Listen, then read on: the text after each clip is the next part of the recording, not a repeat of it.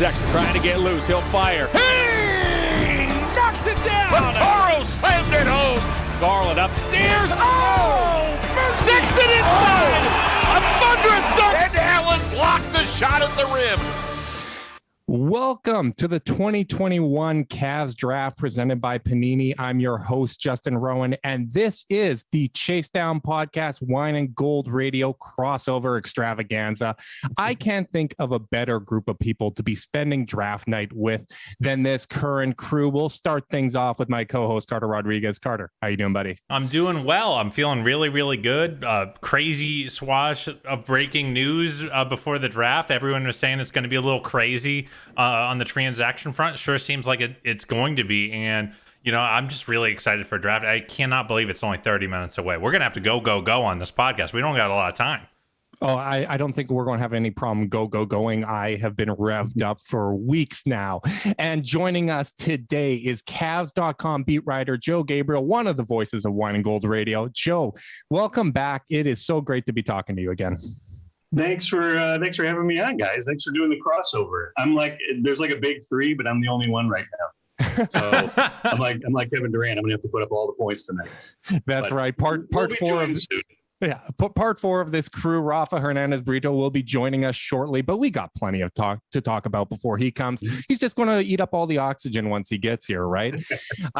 Joe, I would love to actually start off with the prospect profiles you did. I am someone that likes, you know what, too much detail, my eyes start to roll over, but your profiles were the perfect length, really concise, really good job that you did on those. As you were doing those prospect profiles, what was kind of the overwhelming sense that you got of this draft class compared to past years?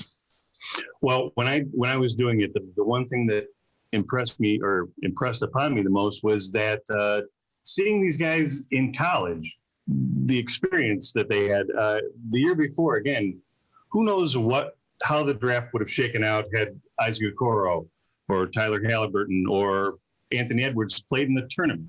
Mm-hmm. Had they finished the season, you would have really seen. So I thought, for me, seeing guys play through their college season, compete in the tournament against the best of the best, you know, aside from Jalen Green and Kuminga, to me, that's what really stood out this year as opposed to last year, and that you have a better feel for the players this year, I feel. Yeah, it was like last year we had all the time in the world to break these guys down and none of the evidence in the world to do it.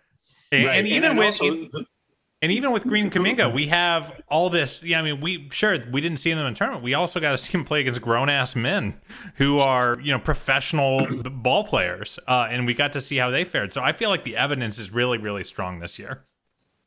Yeah, I mean, I think that we have better tape on guys. You know more about guys, and also there's some players that probably stuck an extra year and are coming out this year that adds to a deep draft. So it's a top-heavy draft. It's a deep draft, and I'm like you guys. I'm excited to get it going now. I'm excited to see how this all shakes out, because you look at it, this was a draft that has been talked about for quite a few years. Like I remember the last 2-3 years, they were saying, hey, this is going to be one of the best drafts ever. Around last year, I had heard that, there might be 7 players that would be in consideration for the first overall pick. Now that list has kind of dwindled down depending who you talk to. It's about 3 to 4. But the third tier of this draft as well really stands out to me, of quality prospects throughout the teens and even into the 20s, where these guys really seem like they're going to make an immediate impact on the NBA. And a lot of franchises are going to have their fortunes changed by the guys they're picking tonight. Yeah, it's a really cool draft. I think it's one that you're going to want to pay attention to longer. I think there are some drafts where you can mostly turn off the TV past pick 10, unless you're an insane person like us. But I don't think this is one of those. And because of that, I think there's going to be a lot of activity of teams trying to get in to the late lottery and even to the end of the first round, because there are legit players here. Middle of the lottery is chock full of athletic wings. Like, since when do those guys last till 12, 13, 14? This might be a draft where they do. And then at the end of the draft, you got a ton of really great point guards and really good prospects that could, maybe not start for you, but could be a backup on a really good team really soon. So it's a really exciting class, but do think we should just, in the limited time we have, we got to talk about the top, baby, because there are 3 and maybe 4 legit stars there. Joe, kind of where, if you had to kind of put your own personal power ranking on the 4 prospects, where do you go? Boy, that's a tough one. That's a tough one because, again, you're almost judging them on different scales, in that Cade Cunningham is probably the most ready right now, but Jalen Green probably has an better upside. Mm-hmm. Evan Mobley is by far the best big man, and there's a pretty good drop-off after him, a really good drop-off after him. So, and Jalen Suggs is a player I love. I might like him more than any of the other 4. So, boy, as far as ranking them, I'm going to go ahead and rank them. I'm going to say Mobley, Cunningham, Green, Suggs. It's such a beauty is in the eye of beholder draft, because these guys, they don't really overlap, right? Like each one brings something different to the table. Cade Cunningham is this big playmaking wing, which is really one of the most difficult things to find in the NBA, is a wing that contributes on both ends of the floor, can play make. Evan Mobley, this unique talent that's really one of one. There's not a lot. You can compare aspects of his game to other players, but he's a really, really unique player. Jalen Green, doing what he did in the G League, just a dynamic scorer, somebody that can contribute. And Jalen Suggs, someone that went to a loaded program, really stepped up, earned his way throughout that season, and impressed people with his ability to guard bigger players, with his composure and leadership. I think that's what's made this whole draft process so interesting, because even if there is consensus in a vacuum, each of these teams at the top has to figure out exactly what their draft philosophy is and what they're prioritizing as they are evaluating these prospects. I mean, we saw that. We saw Detroit really, I mean, at least in the publicly reported sphere, really seemed to put thought into this. You know, as good as Cade is as a prospect, I think it really speaks to not any deficiency in him, but it speaks to just what kind of prospects Mobley and Green are. That it was pretty clear Detroit was not 100% locked, or at the least we're at the point in their analysis where they were kind of doing the mental math of, is Cade so much better that if we can get a king's ransom and trade down and still get one of these monster players, you know, what does that mean for us? So I'm really, really excited, but I do think, just based on kind of the way the tea leaves seem to be reading, based on public reporting, it's looking like Mobley might be the guy that falls at 3. Justin, what are you excited about with Mobley? Well, I'm really excited about this.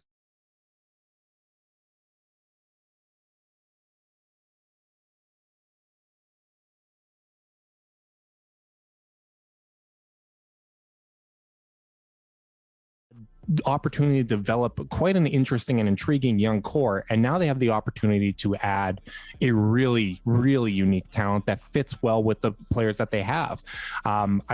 As I mentioned before, the top 4 really has guys that I could see fitting with the Cavs very well. I think there's a lot of different unique things that you can do.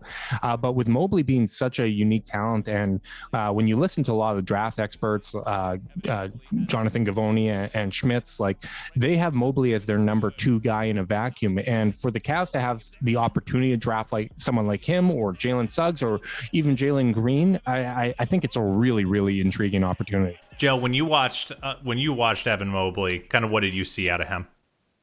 Well, the way I wrote about him, and this is a common term these days, but he's a unicorn, in that to see a 7-footer do the things he does is really unique. And another thing that strikes me about him, and I talked about this with Cantor Russell, in that you, especially on the defense, you can't tell if he's left-handed or right-handed. He's so good with both hands, especially around the rim, that you almost can't tell. And for Evan Mobley, here's a good example. The Cavs last year moved up a little bit, but the previous 2 seasons, they were so far at the bottom of the blocked shots list that the top team doubled their amount. And I'll give you another number here. Jared Allen blocked 71 shots in 51 games last year. Evan Mobley blocked 95 in 33 games. He had he had 4 games with 4 blocks, 3 games with 5 blocks, and 3 more games with 6 blocks. The guy led the Pac-12 in blocks and rebounding. I mean, he's the first player to win, I think, Freshman of the Year, Defensive Player of the Year, and Player of the Year since Anthony Davis in a major conference. So, I mean, the guy's pretty good. Yeah, he's got everything. You know what's funny about you kind of calling him a unicorn is in the modern parlance, I feel like unicorn tends to mean big guy who can shoot. And while I think that that a lot of people are projecting Evan Mobley as a plus shooter, that's not the part of his game that makes him a unicorn. It's the handle. Justin, you want to talk about that a little bit? Yeah, I completely agree. I think at one point the NBA was going to a point where small ball meant going small, making sure you have 5 guys out there that can do a little bit of everything. And I think what you're seeing now is more and more of these talents coming in with size, yet that ability to contribute in every facet of the game. And Evan Mobley is a prime example of that. He's someone that can allow you to play small ball while being massive. He's over 7 feet, 7'4" wingspan.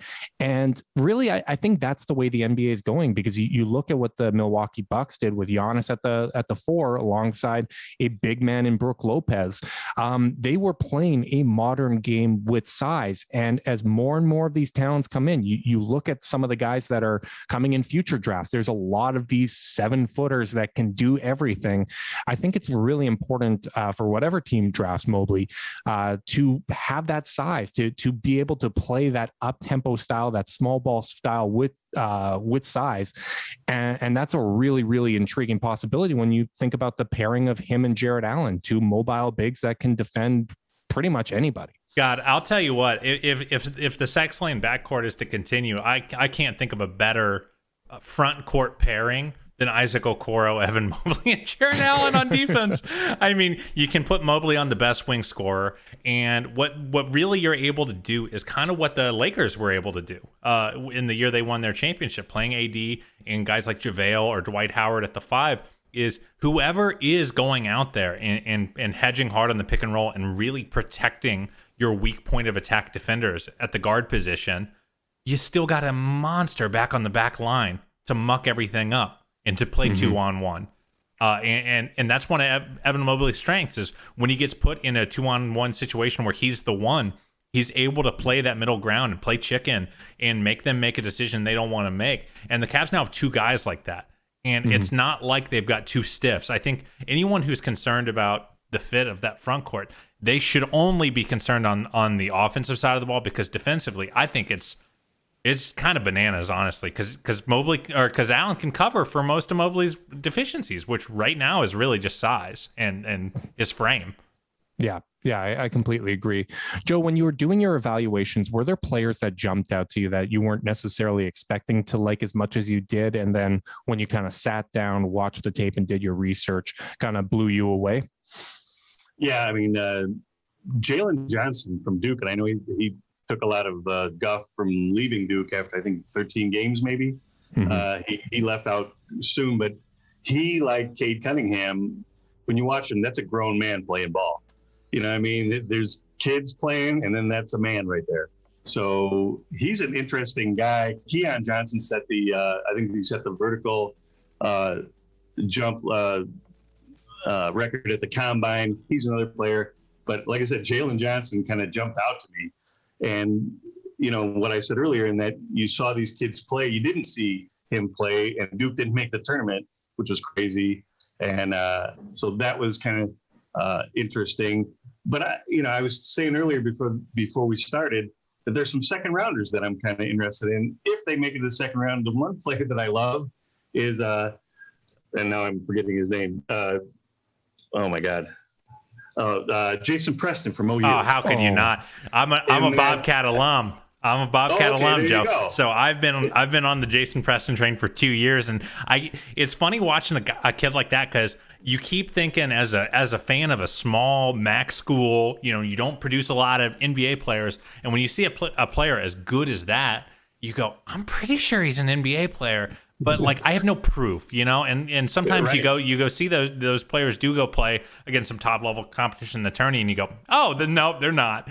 And we saw Preston do it against Illinois this year. We saw him do it in the tournament against UVA, and he is just such a steady, creative playmaker, an amazing backstory. Do you think he's going to make it to the second round, Joe? Because I'm not sure he is. I agree. I don't know. When I first started writing about him, I thought he would, but now the more I watch him, the more I read about him, I'm with you. I don't think he lasts till the second round. And I think the numbers that people are going to look at are his rebounding numbers. Oh my God. That kid's a really tough rebounder. And like you said, Carter, he had his best games against the best competition. If you wanted to say, well, this kid, he's a fluke. He made college through sending in his Twitter highlights. It's a famous story. You thought, like you said, maybe he was going to get out of his depth. He never did. And not only that, he turned it up a notch against tougher teams. So there's a player that I'm really looking forward to seeing where he goes. Jericho Sims, another player you watched in college for a long time. Curious where he used to go. And the other guy is Luka Garza. I mean, the guy was like National Player of the Year. He was 2-time Big Ten Player of the Year, and he may not get drafted. It's a cold world out there, Joe. It is. And I just thought, boy, for some of these guys, you stay 4 years. It's like a black mark on your record if you stay 4 years. It's kind of bad. I mean, Chris Duarte, who is probably going in the lottery, I think he said in a presser or in some media availability, he said, like, if I'm the guy if you're picking me to try to win 6-7 years from now, I'm not your guy. Yeah. Like, right. Well, yeah, you're about as old as me, Chris. But he's probably going to go pretty high. I mean, he might be a lotto pick. So there are exceptions. And as much as we are obsessed with getting young players, and I get why, because you have so much room on the development curve, and a lot of these older players are finished products, there's a lot of value. I mean, Justin and I have talked a lot about wanting the Cavs to try to find their way back into the lottery, and a guy like Corey Kispert, who we weren't super hyped about in the top 8, if you could get him in the mid to late lottery, an older player, sure, but a guy who's probably going to be a helpful player very early in his career, you're not wasting his entire rookie deal waiting for him to get good and then have to pay him on spec on the back end. Right. There's an inefficiency to be found with older players if you pick the right ones. And again, the Cavs, we talked about shot blocking. The 3-point shot is obviously something they need to improve upon. They know it.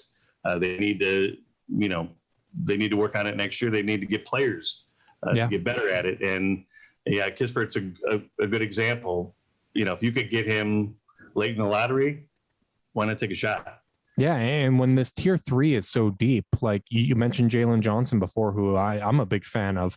I've seen him mocked anywhere from 13 to 21. Like there's so many talented players available, and so many teams with different needs. A lot of picks on the market. I listed them out, Joe, on our last podcast, and it was basically every pick between 9 and 21, actually 7 and 21, that has been rumored to be available. Like it just seems like there's such an appetite for movement. And I think some of that is just due to the quality of this class. There's a lot of kind of situations where it's beauty is in the eye of the beholder, right? We might be high on Jalen Johnson, but another team isn't. And then, as you mentioned, like someone like Jason Preston, we, as people that follow the Cavs, we're pretty aware of what a really big work ethic can do. I mean, Sexton, Garland, and Okoro all came in a little raw in their rookie years. And those were guys that just absolutely stuck with it. And when you look at how good the player development is in the NBA right now, I think teams are starting to prioritize those really hard workers more than ever, because they know if they're putting the hours in and they're putting in the sweat equity, we could have a real gem here. And it's true for even the players that aren't drafted tonight, that don't get their name called. Look at Dean Wade, Lamar Stevens, Fred VanVleet. There's tons of examples of guys that have proven that not having your name called tonight isn't the end of your story. And I think it's a really healthy place for the league to be in.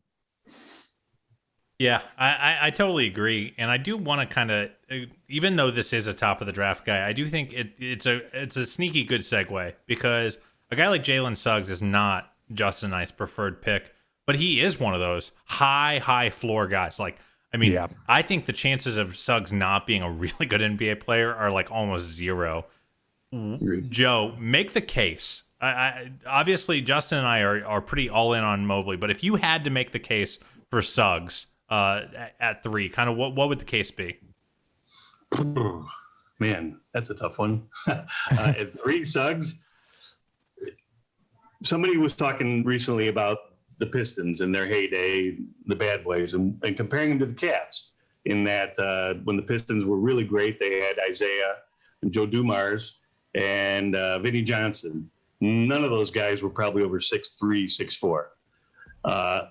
How you balanced it was by having really, really tough guys down low. So if the Cavs are going to go with another guard, they're going to have to beef up down low. So as much as I love Suggs, you'd have to move some furniture if you were going to draft him in this draft. Yeah, the fit is certainly tough. I mean, there's no way around it. The Cavs have drafted guards highly, and even a player like Isaac Okoro who plays some at the 2. You know, it's not like Okoro is a pure 3. He's not one of those wings that's a 3-4. He's really more of a 2-3 at this point in his career.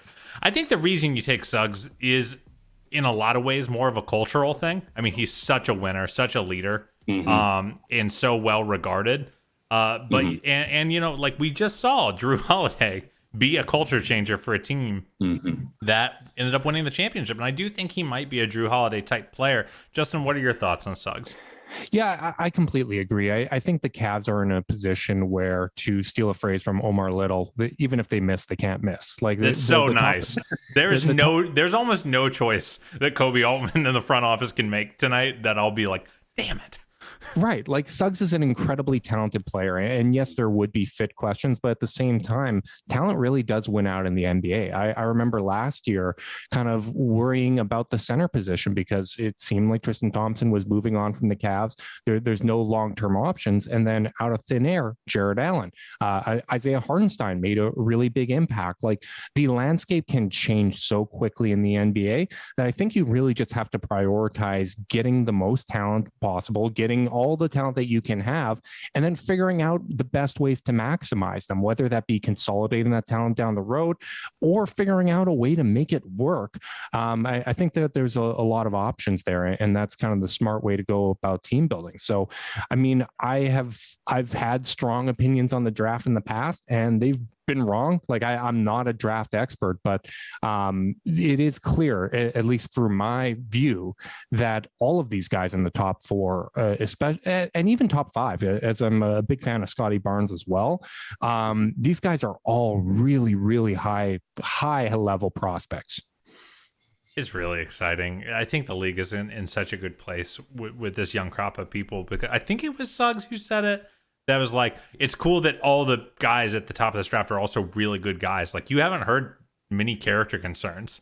And normally at the top of drafts, you'll hear at least 1 or 2 guys where you just through the rumor mill, maybe not publicly reported, but you'll hear little grumbles, little snipes like that guy.